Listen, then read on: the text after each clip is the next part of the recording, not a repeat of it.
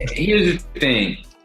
I'm listening to new music, but I just feel like nowadays music that's relevant, a lot of those numbers and charts and things, it's all simulated. You know what I mean? These industries, these big media industries, completely just keep shoving things down your throat. Love this, like this, listen to this, wear that. You know what I mean? Um, I pay attention to it. Don't get me wrong, but like I try not. I try to also keep myself a little distant. You know what I mean? So I pay attention. Like I know, Lady Gaga won the MTV Tricon Award at the VMAs. Could I tell you what a Tricon Award was? No, but Lady Gaga won it, and if I had to imagine what it was, it has to be something with her being an icon of some sort. Try music, movies, and yeah, that's exactly what it is. That's a good guess. Yeah, Lady Gaga, man, she's more older than younger now. She's not.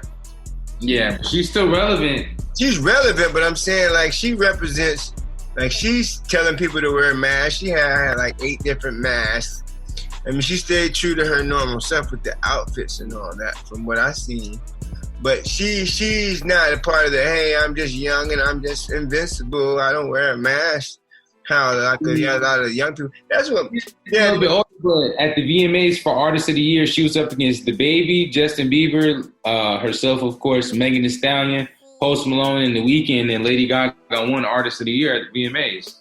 She won multiple awards. She won the Tricon, and then I wonder how she did that, because that's what I was trying to get at. That she's not of that era. I thought she would maybe have been considered old by the voters.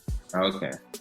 You know, she's DaBaby and the Weeknd and everybody you just named. They're like the people who probably would. Well, I guess they would wear a mask to be politically correct, but I think they represent the era or the group that is like. I'm telling you, I went to a club not a club, but I went to a restaurant that had music and booty shaking, and I was the only one there with a mask, man.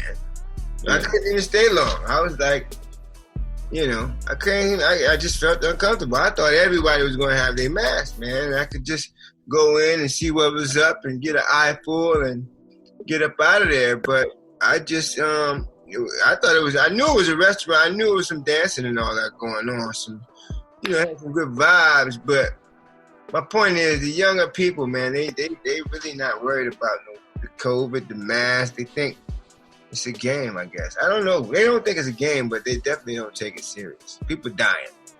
Yeah, I mean, I feel like I see a lot of people not taking it serious. I feel like people my age. I feel like people your age. I feel like it's people older than that. I feel like it's people all throughout the spectrum I've seen. You know what I'm saying? People be resistant. And honestly, I'll be honest with you, man.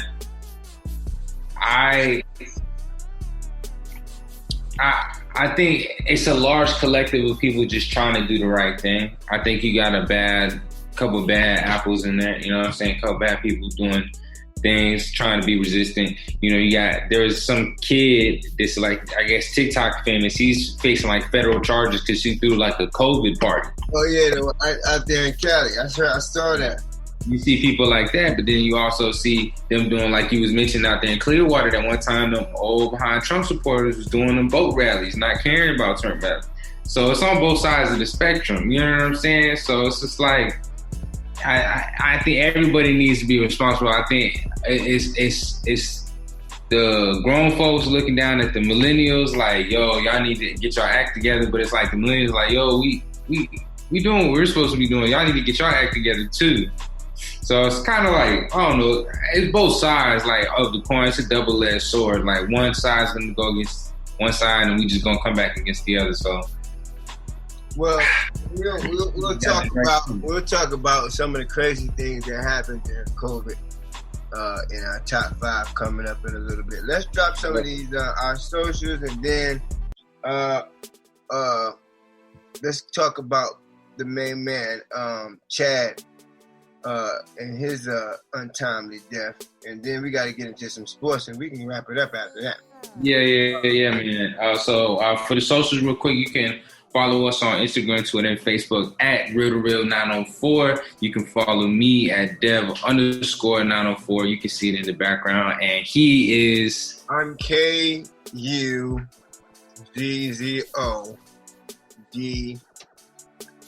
EVILLE.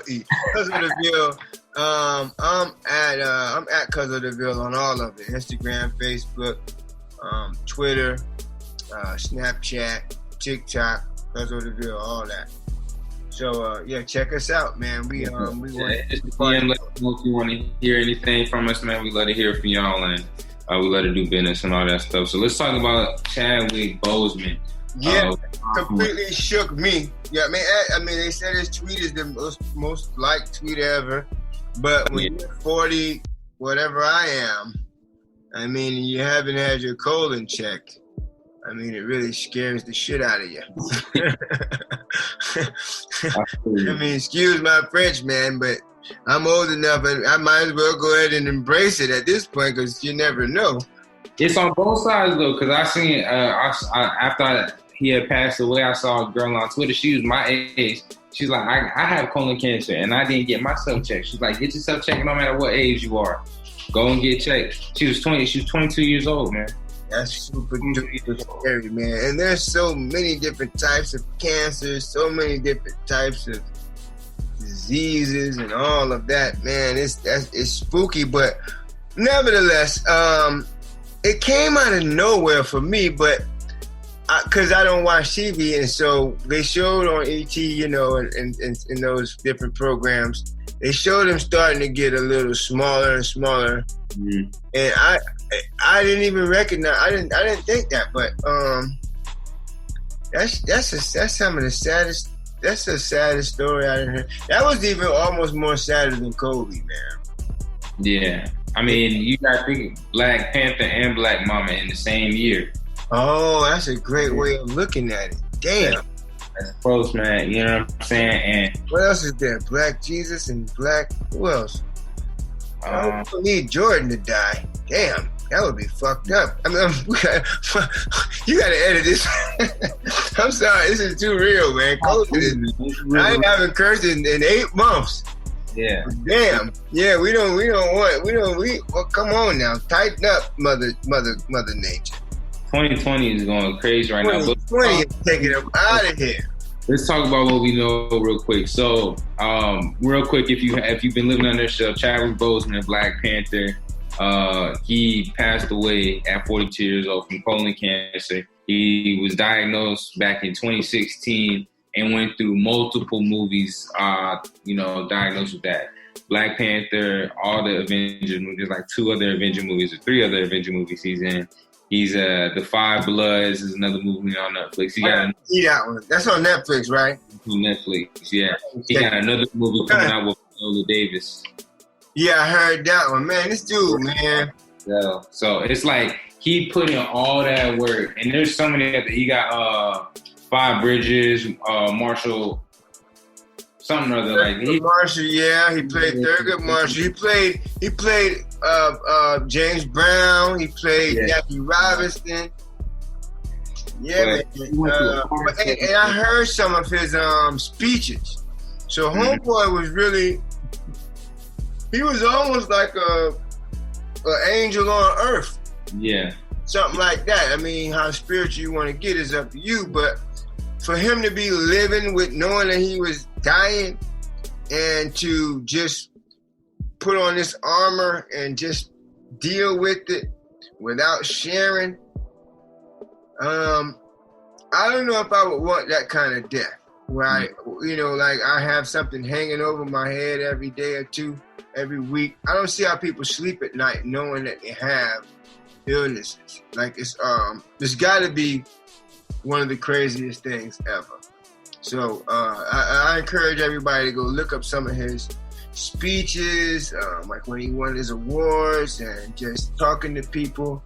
I mean, because all those words and messages that he delivered, man, this man was doing it with the knowledge that he was not promised the next, he didn't never know, man. So, I mean, I could only hope to be that real.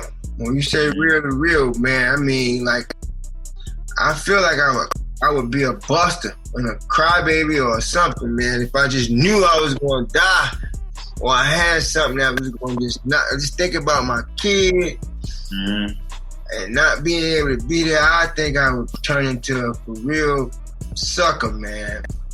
And he didn't. I mean, he gave everything, knowing what he knew. So I think people should just. I mean, he's very well deserving of all the attention that he's getting in his absence. Oh yeah, and man, he went and he would go and visit kids that were terminally ill with cancer. He's stacking up his bread to make sure that his family is provided for. You know what I mean? He knocked out a lot of movies in a short span of time. You know what I mean? A lot of great movies too. You know what I mean? Mm-hmm. A lot of powerful roles, a lot of important roles if you really think about it. You know what I'm saying? Mm-hmm. In a short amount of time. So you look back and you don't think about how much these people impact you on the green screen. I mean, you think about, I watch a lot of movies. You know what I mean? I watch a lot of TV. I watch a decent amount of movies. You know what I mean? I watch a lot of movies with him in it. So it's little things like that, man. Someone passes away, you're like, wow, I watched this character, even though this character is fictional, you know what I mean? This embodiment that this person did through it, the characteristics, little things like that, you know what I mean? It's little pieces like that, that, I don't know, I think it especially imprints on young kids and things like that. So yeah, I saw a little kid that cried. I mean, a little kid. You seen the little dedication the little kid did? You probably it's a little kid put all the Avengers out and like this right here, man. That broke my heart, man. Yeah, I saw that, man. Well, RIP to a real one, man. He's in the best place. And, much respect and prayers out to his family. Gosh. Well, so that probably would put a bow on entertainment and get us directly into some sports. Let's see about how much time we got here. We've been rocking out for, I don't even see how long we've been rocking out for. Yeah, but we've been rocking out though, either way. There's a lot of sports, but let's start in the 904. What we got about? We'll start locally. So the Jacksonville Jaguars have decided to trade release Leonard Fournette. He's out. He's out of there. He was a top 5 pick. He was on the 5th year of his rookie contract, so he still wasn't getting paid all that much. They didn't have to get rid of him. They could have at least used him for the last little year, but they didn't. I think they're trying to tank for Trevor Lawrence out there in Clemson. Blonde-head dude. You know what I'm talking about? They need a quarterback, according to quarterback. They don't trust Minshew. They don't trust. That would go against everything that you're saying. Trusting Minshew, they would not have gotten rid of Leonard Fournette. Nah, but the story behind that, I believe, is that, I mean, again, they cleaned house with toxic behavior. Yeah. Again, he had a history of just going against the grain. I think they were just, I mean, Tom Coughlin was the chief, and then even though they got rid of him, I think that his philosophies are still, I mean, just that's the Jaguar tone. I mean, we're good old boys down here. We don't allow you to be like, stating your own mind and all that. You ain't gonna be able to do that. And so, the more you try to do that, I mean, when you winning, it's cool. But I mean, look, they rebuilding. So if they're gonna rebuild, they want to get rid of all of that, man. I think that's what it was. They just wanted to get rid of anybody who thought that they were kind of like that could possibly, if during the losing season, just really, really derail the organization, because it's okay to lose when you lose as a team and you kind of say, all right, well, we're gonna lose this one, we're gonna get back on like this. But they could. He was unpredictable.